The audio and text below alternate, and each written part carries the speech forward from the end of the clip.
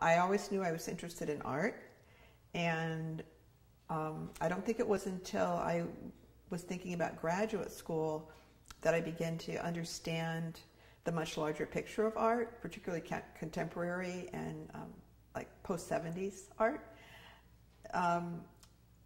So that was where I started really understanding what it meant to be an artist in the world. And I also think I'm continually reevaluating that in terms of like being, for me, I don't think that being an artist is like a thing. It's an evolutionary process and a very malleable and fluid way of thinking about the world and rethinking the world. I'm Connie Lowe, and I'm originally from St. Louis, Missouri. I moved here from Minneapolis, Minnesota, and I live in San Antonio, Texas.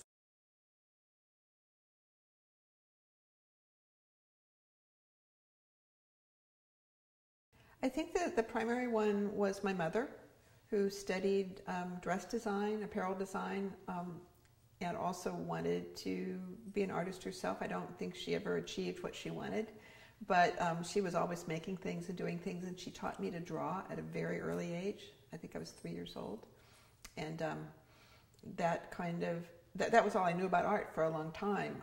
But I did take a class at the St. Louis Art Museum when I was 5, and we were given a reproduction of a work in the museum, and we all ran as little kids through the museum to find that work. And I think having that kind of friendly and casual relationship with major museum works really was very influential to me too. In terms of my the way that I work, I'm definitely attracted to the handmade object and to the media that I use as material. The way the paint sits on the surface of a piece of plastic film, or the inclusion of wool felt or animal hides in the work for a variety of reasons. So I'm always attracted to the materiality of my materials, not only my materials, but the artistic media that I use. I'm obviously attracted to order in various ways. I'm not a particularly orderly person, but I've never been a real gestural, abstract expressionist, or really a gestural artist in any way. I'm not as attracted to that, except when it's necessary. So I'm interested in a level of design which can sometimes be a negative word when we're talking about art, but it's really the foundation, the basis of what I do, and also giving design agency in the work as well. The work that I'm doing now has a departure point that started with a Landsat, NASA Landsat photograph of Kansas farmland that included a lot of irrigation circles from pivot irrigation.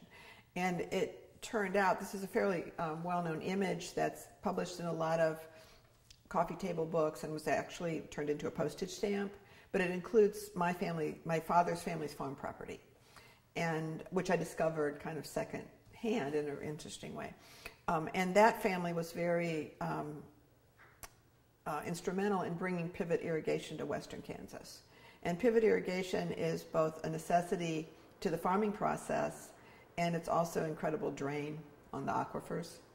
It's a really, it's not a neutral practice. But the circle in that, for me in that regard, comes from that. So it's something that is functional and came directly from that particular mechanism and that particular use. So I don't think of it in a symbolic way at all. I think of it in a very practical way. Everything that I've done as an artist from, say, at least from 1996 to the present day is all starting to commingle in the work. And I feel like that is creating a synthesis that will continue for the next 10 years, and that will be characteristics of the work that I'm going to have in the exhibition and that you would commonly see now on my website. it's going to, I have some objects on the wall that will be incorporated into pieces soon. I think it will become more material and definitely more installation based.